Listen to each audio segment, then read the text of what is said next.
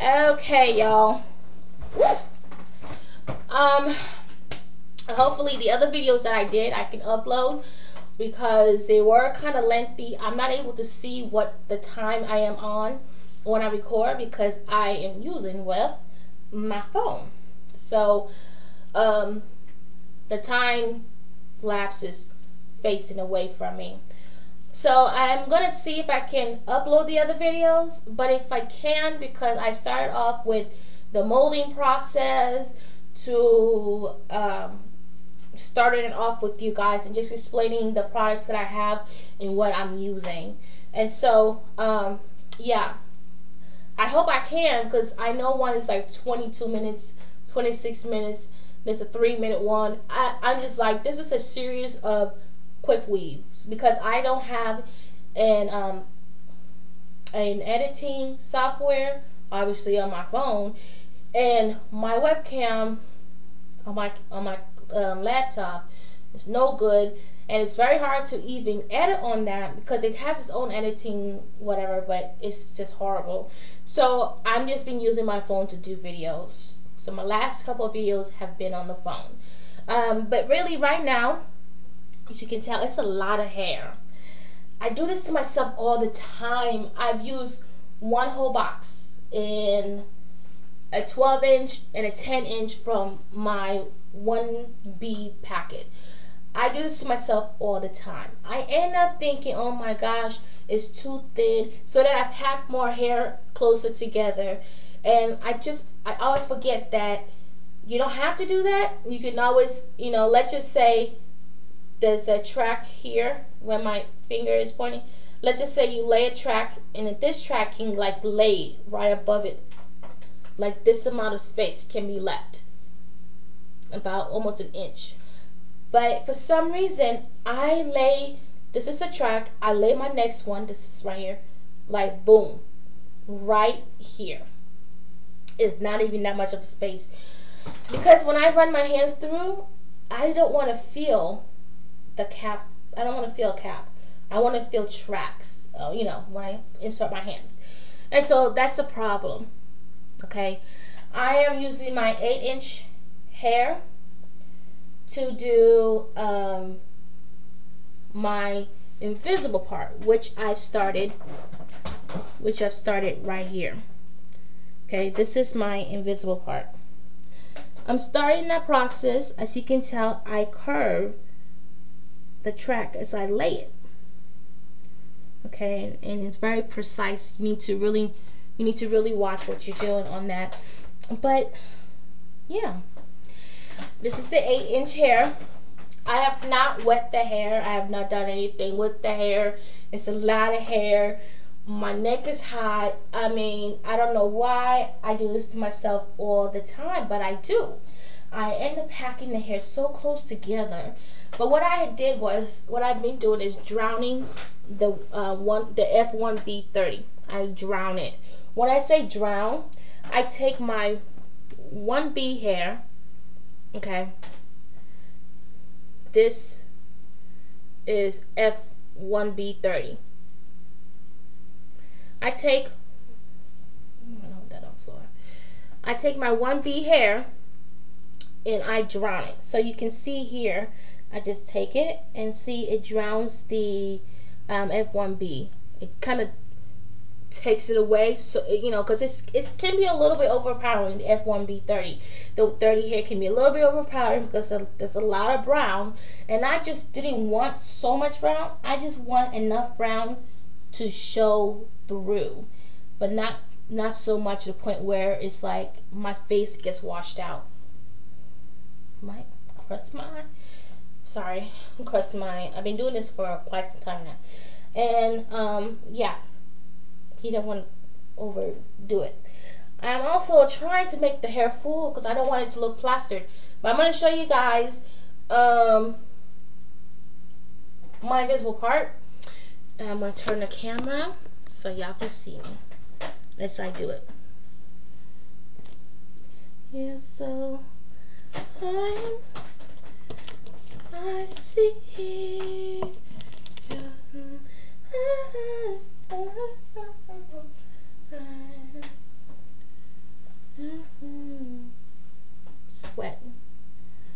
sweating on the pillow.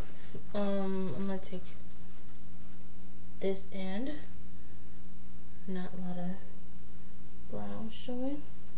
So you want to make sure this corners match. So now that corner matches, this is my trouble, and I curve it.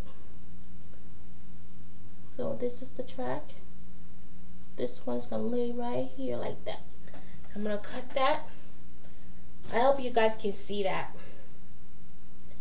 You want to cut it somewhat precisely, but you don't want to cut, you don't want to cut too far away from where you measured, because you want the you want it, like I said, precise. Take my glue, apply the glue. I'm gonna show y'all again how to apply glue to the weft. Once again, I am disclaimer time, because I forgot to do it. I am not a stylist. I don't claim to be a stylist. I don't claim to know how to do quick weaves. What I can claim is that this is how I do my quick weaves and how I like to do them. So that's what I'm claiming. And I kind of let that get tacky because I don't like so much of the, I don't like so much glue towards around my center part. What I'm doing is that I see that I put too much glue on a certain part, so I'm just spreading that. Yeah, so I see. Yeah, so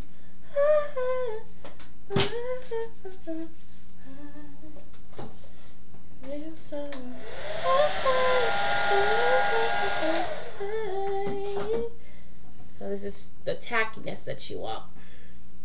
This is very, I need to really know, I need to see what I'm doing. That's what I need to do. Okay, and hopefully y'all can see. If you can't, I'm sorry.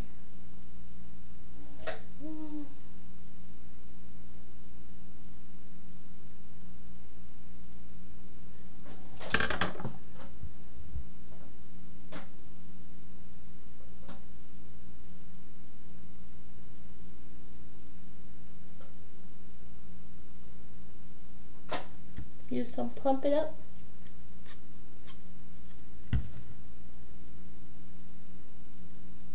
Spread that Pump It Up in.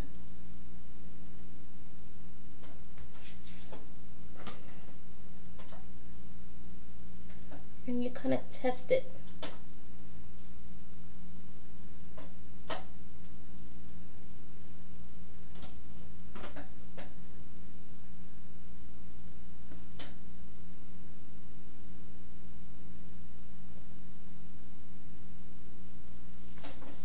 And then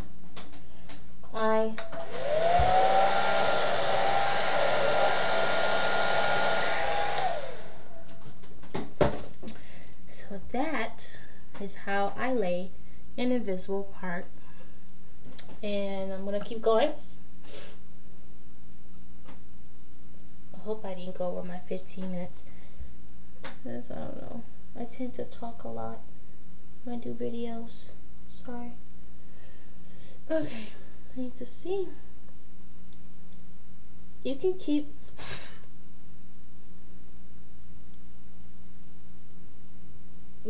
curving your tracks, and it gives you,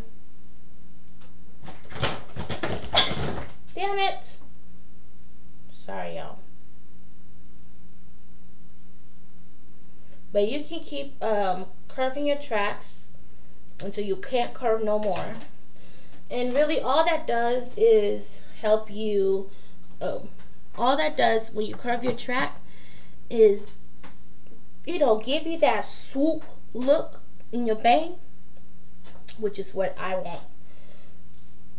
So curve your tracks if you want to, if you want to have that natural smoothness.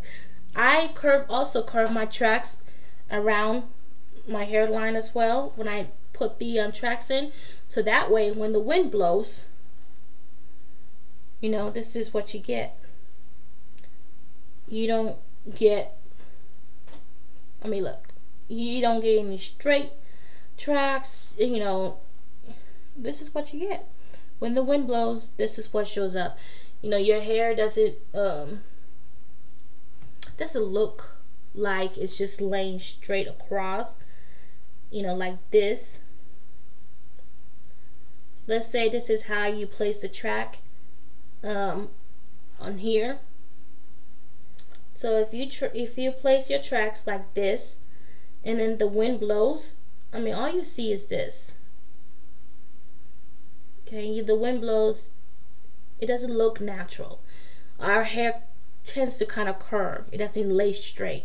So when you curve your tracks, when you get to your front, when you're laying the tracks and you lay in the front, you just curve it, you just slightly. It's not like a big, huge curvature. Like you see here, I slightly curve the beginning. You slightly curve it, and it gives you a natural looking. So I can do this with my hair, and ain't nobody gonna say nothing about it because you don't see any tracks. It covers it. Same as this side, as you guys can see. It's cool. It's fine. It's very cool. So definitely curve your tracks. Let me see if I can do one more quickie for y'all. That didn't come out right. Yeah. You know what? I am feeling that Kelly Rowland song featuring Lil Wayne. You're so eyes, I see. You're so and I put the track of hair facing down, and I blow dry also facing down. And what that does, excuse me, is pull the glue down instead of into the track, instead of into the hair. It pulls it down. So I don't know if that matters to you guys, but it matters to me. And hopefully, you can always take it out. And now that it's tacky, I'm gonna place it. Ooh, tacky in my fingers.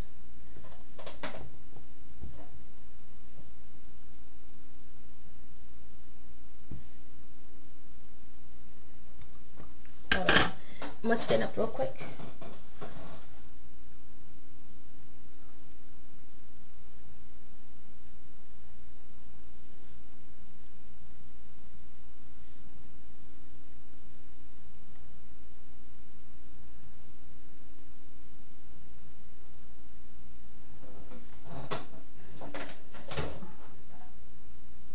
I'm sorry, y'all.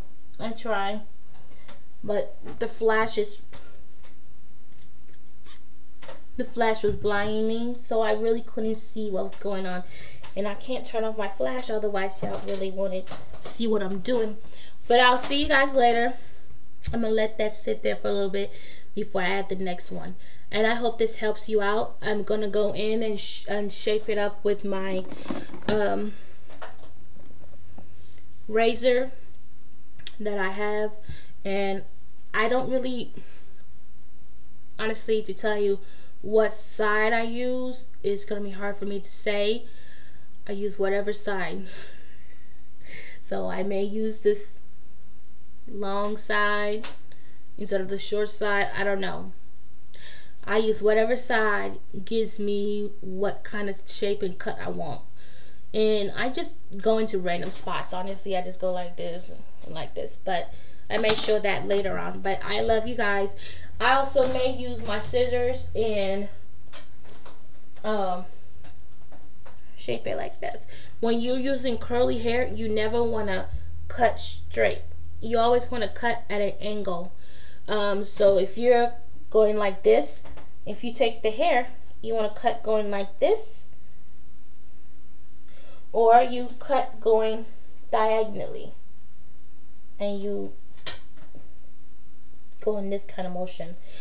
Or, and I go into all types of directions. So I usually go like this, and then I go to the side, and then I come to the side, and it gives me an overall even cut, in my opinion. That's how I do it. But I will come back later and show you guys that.